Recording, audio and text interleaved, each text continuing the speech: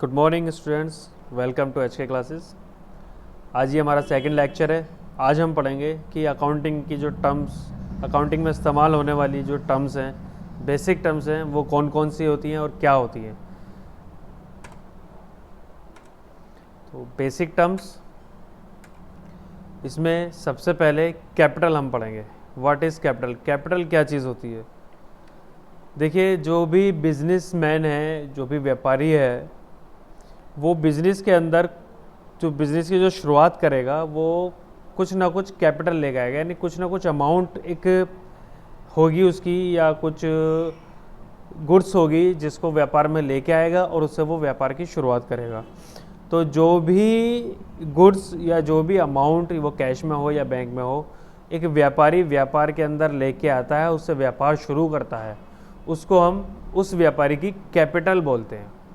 अगर वो सिंगल है तो प्रोप्राइटर कैपिटल, और एक पार्टनरशिप फर्म में बहुत सारे पार्टनर मिलके अपनी अपनी कैपिटल लेके आते हैं तो पार्टनर्स कैपिटल उसको नाम दिया जाता है।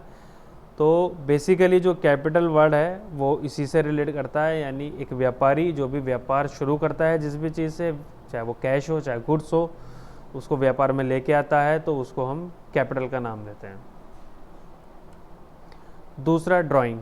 ये भी कैपिटल से रिलेटेड है। ड्राइंग का मतलब, जब व्यापारी व्यापार में कुछ लेके आता है, कुछ उसको देता है कैश या गुड्स, तो वो कैपिटल के तौर पे हम इस्तेमाल करते हैं उसको।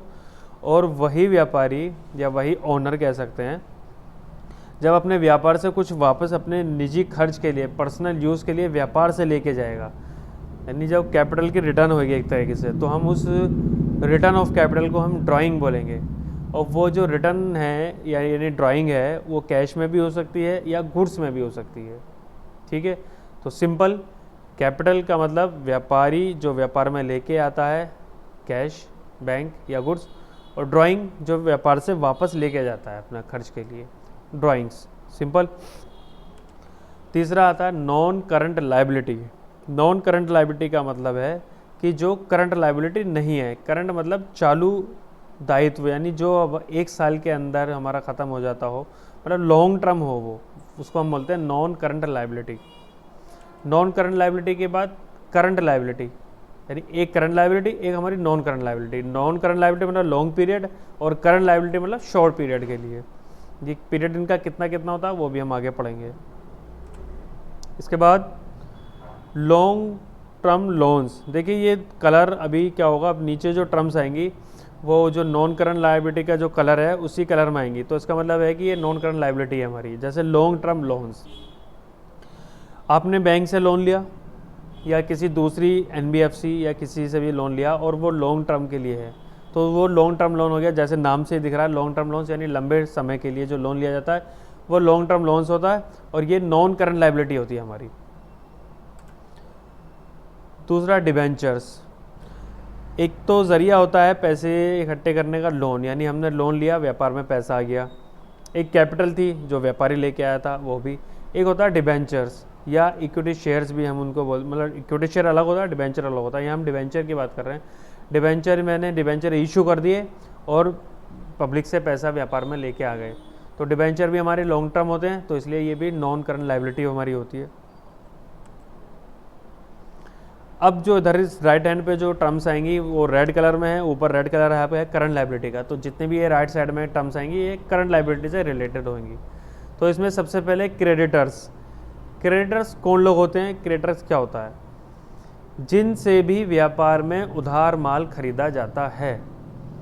सपोज कीजिए ABC एंड कंपनी है, मैं उससे व्यापार, अपने व्यापार के लिए उधार माल खरीद के लाया, तो वो मेरे लिए क्रेडिटर्स हो गए, यानी वो मेरे लेनदार हैं, मुझे उनको पैसा देना है।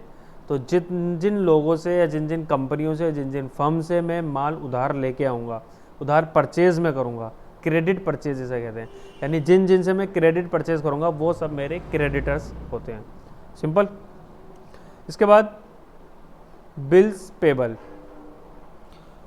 बिल्स पेबल, जिसको मुझे पैसा देना है, जैसे अभी मैं माल खरीद के लेके आया तो वो मेरे क्रेडिटर हो गए। अब मुझे पैसा देना है तो मैं पैसे ना दे के बिल्स पेबल एक इंस्ट्रूमेंट होता है वो इशू कर दूंगा।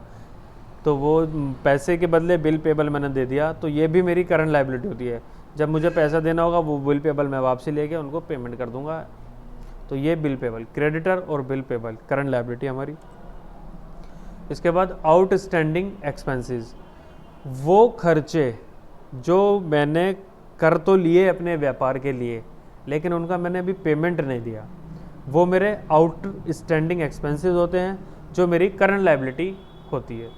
अब ये जी क्या होता है सर कि खर्चे तो कर लिए लेकिन पेमेंट नहीं दिया, सर समझ में नहीं आई बात। अच्छा, समझ में नहीं आई बात।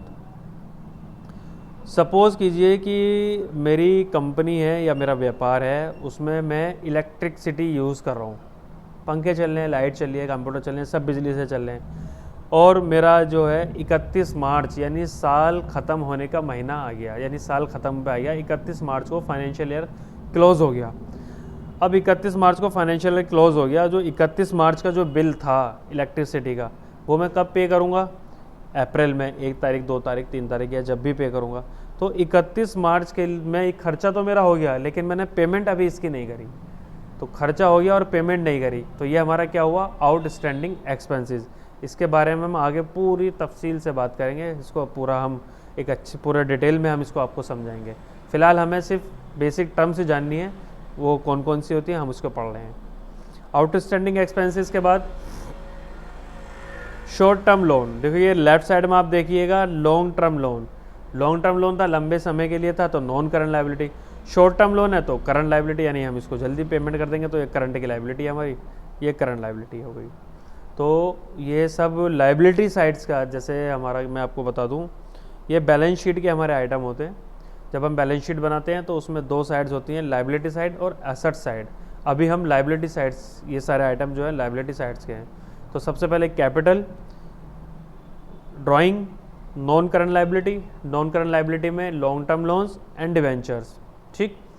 ऐसी करंट लायबिलिटी के अंदर creditors, bill payables, outstanding expenses, short term loans, और भी एक दो होते हैं, वो आ जाएंगे धीरे धीरे, हम बाद में आगे पढ़ते रहेंगे उसको।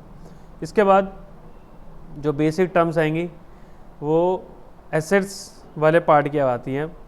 तो एसेट्स वाले पार्ट्स में हम देखेंगे, देखिए इसको मैंने 3 उसमें कैटेगरी में बांटा है। सबसे पहले फिक्स्ड एसेट्स। फिक्स्ड एसेट जैसे नाम से आपको लग रहा है कि स्थायी संपत्तियां, स्थायी मतलब टिकी रहने वाली, वो संपत्तियां जो व्यापार के इस्तेमाल के लिए आई हैं और वो लंबे टाइम तक, लंबे समय तक इस्तेमाल में आएंगी, यूज़ की जाएंगी, तो वो फिक्स्ड एसेट्स होंगी। दूसरा इन्वेस्टमेंट, जो मैंने अपने व्यापार से पैसा निकाल के कहीं इन्वेस्ट मैंने कर रखा है, उसको किसी कंपनी के शेयर्स में कर रखा है, गोल्ड में कर रखा है, डिबेंचर्स में, किसी दूसरी कंपनी के डिबेंचर्स में क्या हुआ, तो ये सब मेरा इन्वेस्टमेंट है, यानी मैंने अपना पैसा इन्वेस्ट कर रखा है दूसरी जगह, तो ये मेरी एसेट्स है। तीसरा करंट एसेट्स, ये फिक्स्ड एसेट्स यानी लॉन्ग टर्म एसेट्स कह सकते हैं इसको, करंट एसेट्स यानी शॉर्ट टर्म एसेट्स आप इसको बोल सकते हैं। अब लॉन्ग टर्म एसेट्स यानी फिक्स्ड एसेट्स में क्या क्या आता है, जैसे हमारी बिल्डिंग हो गई, अब इसके एग्जाम्पल आने शुरू हो गए। देखिए बिल्डिंग, एक बार मैंने बिल्डिंग खरीदी तो ये अब मेरी ये तो नहीं कि 1 साल में ख़त्म हो जाएगी या 6 महीने में ख़त्म हो जाएगी, 10 साल, 20 साल, 50 साल बिल्डिंग चलती रहती है, रिपेयर कराते हो बिल्डिंग हमेशा चलती रहेगी, तो ये बिल्डिंग हमारी लॉन्ग टर्म एसेट्स है, तो ये फिक्स एसेट्स के हमारी पार्ट है। दूसरा मशीनरी भी हमारी लॉन्ग टर्म होती है, एक बार हम मशीनरी ले आए 5 साल 10 साल हमेशा नहीं, सॉरी मतलब 5 साल 10 साल तक आसानी से वो चलती रहती है। मशीनरी के बाद फर्नीचर, सेम। फर्नीचर के बाद हमारा गुडविल। सर बिल्डिंग समझ में आ गया, मशीनरी समझ में आ गई, फर्नीचर समझ में आ गई, सर ये गुडविल क्या चीज़ है, गुडविल कैसी दिखती है, गुडविल क्या होती है? तो मैं आपको बताऊं बच्चों, गुडविल जो होती है, असल में आप फिक्स्ड एसेट्स को 2 पार्ट्स में मैं बांटूंगा, एक टेंजिबल एसेट्स, एक इनटेंजिबल एसेट्स। टेंजिबल एसेट्स का मतलब वो संपत्तियां जिनको मैं छू के देख सकता हूं या जो फिजिकली मौजूद हैं हमारे सामने, जिनका कोई अस्तित्व है, टेंजिबल एसेट्स। यानी बिल्डिंग है हमें दिखाई दे रही है, मशीनरी है हमें रखी हुई दिखाई दे रही है, फर्नीचर है हम इस्तेमाल कर रहे हैं, टेबल मेज कुर्सी हमें दिखाई दे रहा है, फर्नीचर है। गुडविल हमारी इनटेंजिबल एसेट्स में आती है, यानी एसेट्स तो है लेकिन हमें दिखाई नहीं देती।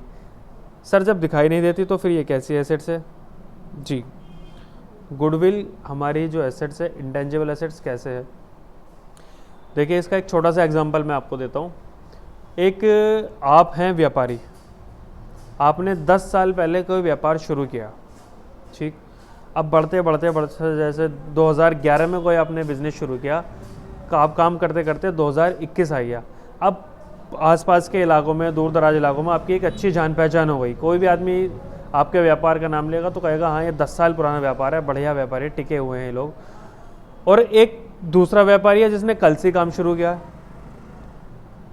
तो दोनों में क्या फ़र्क है? दोनों में जो फ़र्क है वो ये है कि उसको कोई नहीं जानता, क्योंकि उसने अभी हाल फिलहाल में काम शुरू किया, 6 महीने पहले या 1 साल पहले या आज ही या तो कल। आपने एक 10 साल पहले काम शुरू किया, 10 साल से आपकी मार्केट में जान पहचान है, आपकी एक साख है, एक गुडविल है, बस यही चीज़ गुडविल कहलाई जाती है। यानी कोई भी देखेगा तो कहेगा कि ये 10 साल पुराना बिजनेस है, इस पर हमें भरोसा है। उस भरोसे का जो अगर मैं कन्वर्ट कर दूं उसको, तो वो गुडविल में कन्वर्ट हो जाता है भरोसा। यानी वो जो मेरी साख है व्यापार में, वो मेरी गुडविल है। गुडविल कैसे कैलकुलेट करते हैं और गुडविल के बारे में मज़ीद हम आगे पढ़ेंगे, इसको पूरे डिटेल से हम पढ़ेंगे, कैसे कैलकुलेशन इसकी होगी और कैसे इसका यूज़ किया जाता है गुडविल का, कहाँ कहाँ गुडविल हमारे इस्तेमाल में आती है, किस तरह से कैलकुलेशन में इसका प्रॉफिट्स वगैरह ये सब चीज़ आती है, ये हम आगे पढ़ेंगे। तो फिलहाल जो गुडविल है, अभी हम बेसिक टर्म पढ़ लें तो गुडविल हमारी फिक्स्ड एसेट्स का एक पार्ट है।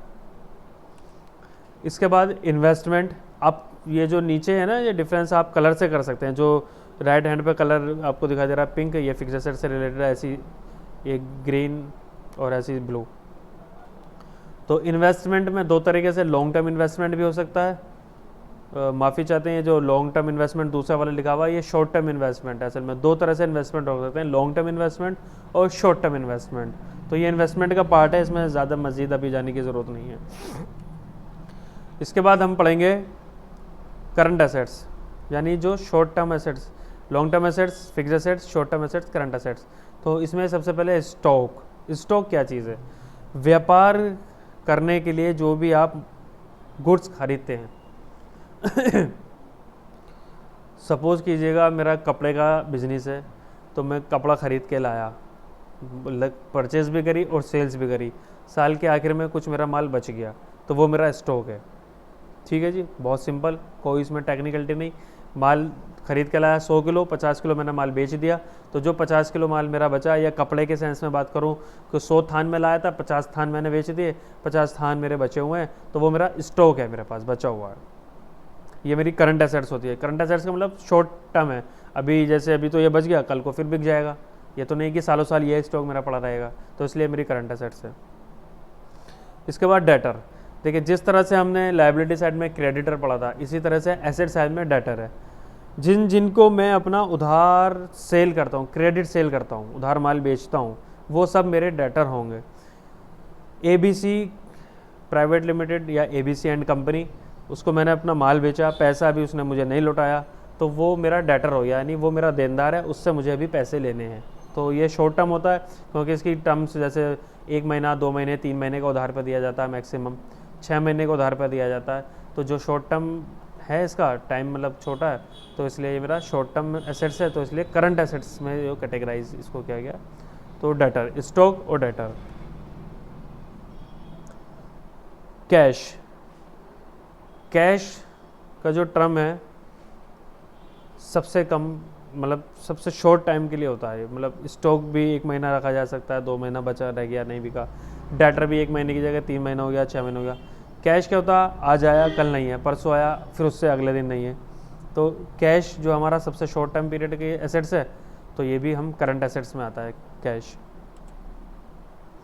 इसके बाद करंट एसेट्स का एक आइटम है प्रीपेड एक्सपेंसेस। जैसे हमने करंट लायबिलिटी में आउटस्टैंडिंग एक्सपेंसेस पढ़ा था, इसी तरह से करंट एसेट्स में प्रीपेड एक्सपेंसेस। प्रीपेड एक्सपेंसेस का मतलब क्या होता है? बहुत आसान, मैं आपको बताऊं कि आपने मोबाइल में रिचार्ज करा लिया, आज 20 मार्च है, 31 मार्च को मेरा साल ख़त्म हो रहा है। 20 मार्च में मैंने 1 महीने का रिचार्ज करा लिया मोबाइल में, 199 रुपये का रिचार्ज हुआ। तो जो मेरा रिचार्ज हुआ वो कब जाके ख़त्म होगा? अगर मैंने आज 20 मार्च में कराया तो अगले महीने यानी अप्रैल में 19 तारीख में वो ख़त्म हो जाएगा।